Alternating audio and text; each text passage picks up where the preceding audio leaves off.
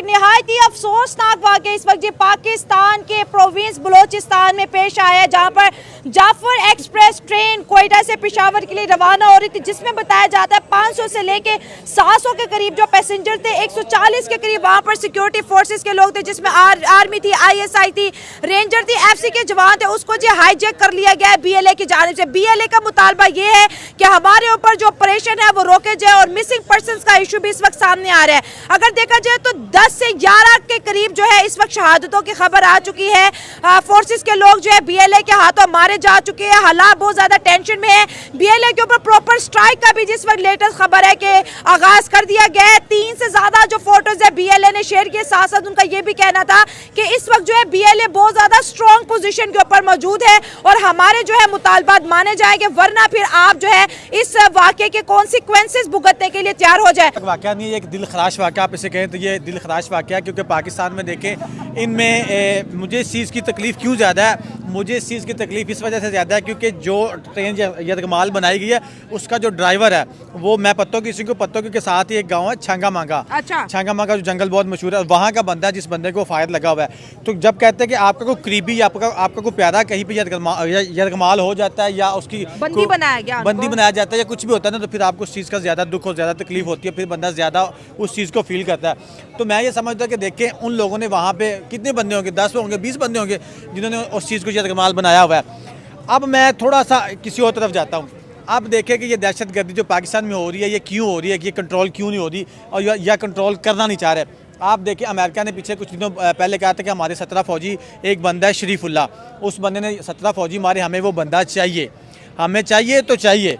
जैसे वो कहते हैं कि हुक्म आ गया, अब्बू जी का हुक्म आ गया, तो अब्बू के हुक्म के जब आ जाता है ना तो फिर आप उनका हुक्म नहीं टाल सकते। उन्होंने कहा कि हमें वो बंदा चाहिए। आप मुझे एक बात बताइए, 17-18 बंदे पकड़ना आसान होता है, उनको तलाश करना आसान होता है या एक बंदे को तलाश करना आसान होता है? काम तो दोनों ही मुश्किल है, क्योंकि दोनों ज्यादा जो आसान है ना, जो ज्यादा आसान है वो ज्यादा लोगों को पकड़ना, ग्रुप को पकड़ना ज्यादा आसान होता है, क्योंकि उनके क्लू बड़े ज्यादा मिल जाते हैं। एक बंदे को मुश्किल होता है पकड़ना। शरीफुल्लाह को लोगों ने 2 से 3 दिनों में पकड़ा, पकड़ने के पकड़ के अमेरिका के हवाले कर दिया। वहाँ से शाबाशियाँ मिलनी थी, वहाँ पे अप्रिशिएट उन्होंने करना था कि यार आपने बड़ा अच्छा काम कर दिया, आपने पकड़ के दे दिया, ये वो फला फला फला। अब देखिए इस एक बंदे को लोगों ने फ़ौरन से पकड़ लिया। बाकी बलोचिस्तान में इतनी ज़्यादा दहशतगर्दी हो रही है। अब ट्रेन को यरगमाल बनाया हुआ है, 10 बंदों ने बनाया, 15 ने बनाया हुआ है, उनके ऊपर इनको जाने का, उस ट्रेन को जो है बाजियाब करवाना मसला हो रहा है। हमारे सिक्योरिटी जो इदारे हैं उनको मसला हो रहा है। तो कहीं बड़ा सिक्योरिटी चैलेंज आ गया, बड़ा सिक्योरिटी चैलेंज आ गया। देखें खुद नहीं चाह रहे हम लोग। अब एक बात और मैं कहूँ, पंजाब को क्यों सवारा जा रहा है सिर्फ नमस्कार दोस्तों, जय हिंद जय भारत। दोस्तों BLA ने पाकिस्तान में जाफर एक्सप्रेस ट्रेन को किया हाईजैक, तो पाक में मची तबाही। तो क्या है पाक मीडिया का रिएक्शन, आइए देखते हैं। वीडियो देखने से पहले अपने चैनल को सब्सक्राइब नहीं किया, सब्सक्राइब करें, कमेंट करें, वीडियो अच्छी लगे लाइक करें, शेयर करें। आइए देखते हैं वीडियो। जय हिंद जय भारत, वंदे मातरम, भारत माता की जय। बलोचिस्तान के हवाले से हमारी ये खसूसी सीरीज, जिसमें हम जनाब ज़ैद हामिद साहब के साथ गुफ्तगू कर रहे हैं और अब हम इसी सिलसिले को आगे बढ़ाते हैं। इस सीरीज़ की पहली किस्त में हमने तारीखी तनाजुर में बलोचिस्तान में होने वाली बगावतों का जायज़ा लिया। हमने ये समझने की कोशिश की कि बलोचिस्तान दर हकीकत क्या है, इसकी जोग्राफियाई, सियासी और इक्तसादी अहमियत क्या है, इसकी तारीख किन मराहिल से गुजरी है और यहाँ बगावतें क्यों वकूअ पज़ीर होती हैं।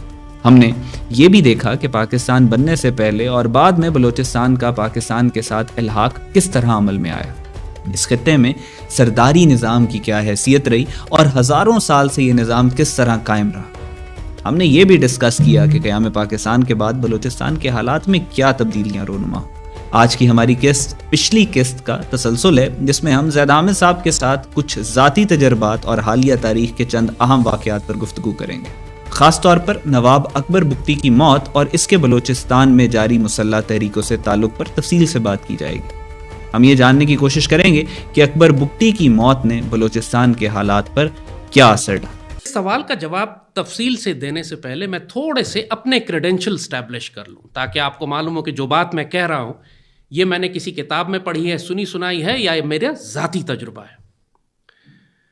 सन 2000 से लेके 2007 तक की जनरल मुशर्रफ का जो तकरीबन तमाम दौर है, मैं मिलिट्री इंटेलिजेंस के साथ काम किया करता था। मैं एक एनालिस्ट था, जाहिर है मेरा इदारा था ब्रास टैक्स, हम डिफेंस एंड सिक्योरिटी एनालिस्ट थे, और मेरा बैकग्राउंड अफगानिस्तान जिहाद का था।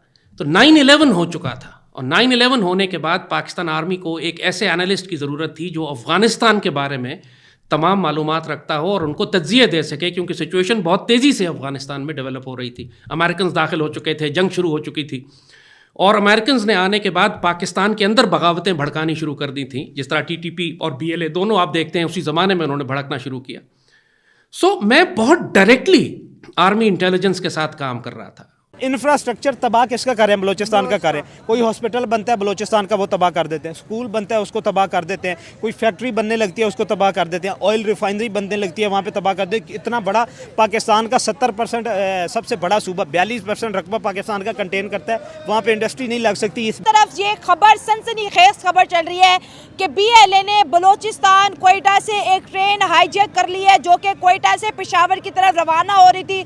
500 से लेके 700 के करीब इसमें पैसेंजर थे। 140 के करीब यहाँ पर सिक्योरिटी फोर्सेस है, जिसमें ISI के नौजवान थे, FC के थे, आर्मी थे। उनको भी जी BLA ने जो है बंदी बना दिया है और जी मुतालबात कह रहे हैं BLA हमारी गवर्नमेंट माने, वरना जो है फिर लाशें रिसीव करने के लिए आप रेडी हो जाएं। अगर देखा जाए पाकिस्तान की तारीख का ये सबसे बड़ा और सबसे पहला अफसोसनाक वाक़या है कि जहाँ पर ट्रेन को BLA की जानिब से हाईजैक किया गया है। इस वक्त जो है पाक फोर्सेस की तरफ से जी एयर स्ट्राइक का बाकायदा तौर पर भी आगाज़ कर दिया गया है। देखें, नो डाउट कि ये बड़ा अफसोसनाक सान्य है। इस तरह के सान्यात कहीं पे भी हों, पाकिस्तान में हों, इंडिया में हों, अफ़गानिस्तान में हों, बांग्लादेश में हों, इराक़ में हों, शाम में हो, तो उसको कंडेम करना चाहिए। सिविलियन की इन्वॉल्वमेंट या सिविलियन की कैजुअलिटीज़ जो होती हैं वो हर जगह पे आप ये कह लें कि काबिल मज़म्मत होती हैं। और ये वाक़यात बलूचिस्तान में, ये नो डाउट जिस तरह आपने बताया कि ये कोई पहला वाक़या नहीं है। ये जो BLA बलूचिस्तान लिबरेशन आर्मी है, ये बलूचिस्तान के बर्थ से ही 1970 में बलूचिस्तान सूबा बना था। अच्छा। 1947 में नहीं बना था। उस वक्त ये एग्जेक्टिव इख्तियारात, जिस तरह आपके पास अब GB है, इस तरह इसको चलाया जाता था, एक जिरगे के ज़रिए चलाया जाता। फिर इसको एक सेपरेट स्टेट के तौर पे जुल्फ़िकार अली भुट्टो से पहले आप ये कह लें कि याह्या खान के दौर में इसको सूबे का स्टेटस जो है वो दिया गया था। उस वक्त से लेके आज तक 55 साल हो गए हैं। 55 सालों में इस तरह के बहुत सारे वाक़यात हुए और सबसे ज़्यादा वाक़यात जो होते हैं वो पंजाब और सिंध के लोगों को वहाँ पे टारगेट किया जाता है, जो यहाँ से मजदूरी करने वहाँ पे जाते हैं, कौन-कनी करने जाते हैं वहाँ पे, और उनको पकड़, और क्लेम ये किया जाता है BLA की तरफ से, बलूचिस्तान लिबरेशन आर्मी की तरफ से, कि ये जो पंजाबी हैं, ये जो सिंधी हैं, ये हमारे वसाइल। साहब, आई स्टार्ट विद यू। ज़रा मुझे ये बताइएगा कि ये जो BLA की कार्रवाइयाँ हैं और इंफॉर्मेशन वॉरफेयर वाला मामला है, where are we heading? Because ये सिर्फ अब दहशतगर्दी नहीं रही दुनिया में, और इसका इम्पैक्ट सिर्फ अब खबर या हेडलाइन तक नहीं रहा, अब डिजिटल के जरिए बहुत मैसिव हो चुका है। पाकिस्तान को क्या करना है इस सारी सूरत हाल में? आदिल और दोनों आपके जो मेहमान हैं उनको भी मेरी तरफ से अस्सलाम वालेकुम, आमिर साहब को भी और रऊफ साहब को भी। देखिए, मेरे ख्याल में ये जो सूरत हाल है, ये इतनी ज्यादा तशवीशनाक है कि मुझे याद नहीं पड़ता कि हाल में इस तरह का कुछ इतना बड़ा इंसिडेंट हमें देखने को मिला हो। जाहिर बात है, क्योंकि ये एक ऑनगोइंग सिचुएशन है, तो सबसे पहले तो हमें ये दुआ करनी चाहिए कि जितने भी लोग इसमें इन्वॉल्व हैं, जो मुसाफिर हैं, उनको उनकी जो है हर तरीके से वो सेफ रहें और ये ऑपरेशन कामयाब हो और जो दहशतगर्दों को जो है वो शिकस्त हो। लेकिन जो सूरत हाल हमारे सामने, उससे तो ये लगता है कि अब कोई इसका आसान सोल्यूशन नहीं है। अब इसके दो एस्पेक्ट्स हैं जिसका भी आपने जिक्र किया। एक तो वो है कि जो एक्चुअली उसका जो काइनेटिक एस्पेक्ट है, जो वहाँ पे ऑपरेशन हो रहा है, और जो इम्पैक्ट है हमारे मुल्क की ना इज़्ज़त पे है। ठीक है। कि देखें, दूसरे मुल्क हमारी इज़्ज़त पे ये बात कर रहे हैं कि ना इस मुल्क में ये हो रहा है, इस मुल्क में ये हो रहा है, जो कि ना बहुत ही कह लें कि ना नेगेटिव इम्पैक्ट है। हमारा मुल्क एक इस्लामी जमहूरिया पाकिस्तान है। इसमें देखें, क़ायद-ए-आज़म मोहम्मद अली जिन्ना ने जब ये मुल्क बनाया था, तो उनका मकसद यही था कि सब ना एक मुसलमान भाइयों की तरह रहे। लेकिन यहाँ पर सिर्फ तनाज़ा यही है कि वो कह रहे हैं कि हम बलोचिस्तान हैं, हम बलोची हैं, हम ये पंजाबी है, तो हमारा टारगेट है कि हमारी हुकूमत हो। पंजाबी कह रहे हैं हमारी हुकूमत हो, तो हमारे ना तनाज़ात बढ़ते जा रहे हैं, जिसकी वजह से ना हमारे मुल्क में इंतशार भी बढ़ता जा रहा है। तो बेसिकली यही है कि अगर हम इसको बेहतर करना चाह रहे हैं ना, तो हमें ना चाहिए कि ना एक दूसरे के साथ ना मोहब्बत से रहें। बलूचिस्तान में मिसिंग पर्सन्स का भी बहुत बड़ा मामला रहता है। अक्सर बलूचिस्तान के लोग इस्लामाबाद आके धरना भी देते हैं। महारंग बलोच, जिसको अभी नोबल पीस प्राइज़ के लिए भी जो नॉमिनेट किया गया है, उनका भी काफ़ी टाइम धरना रहा है कि बलूचिस्तान को राइट्स नहीं मिल रहे। BLA कहता है कि भाई हमने पाकिस्तान के साथ रहना नहीं है। आर्मी जो है वहाँ पर, अगर CPAC भी बहुत बड़ा मसला है, क्योंकि चाइना गवादर हो या बलूचिस्तान के बहुत से हिस्सों को कब्जाता चला जा रहा है, तो BLA की ये भी डिमांड है। बिल्कुल ये देखें, अब हर किसी की अपनी अपनी डिमांड है। अब पंजाब में जो काम हो रहे हैं, अब देखा जाए ना तो फंड्स जो है ना ज़्यादातर पंजाब में लगने में कोई शक नहीं है। गवर्नमेंट जो है ना ज़्यादा अखराजात ना वो पंजाब पे ही लगा रही है।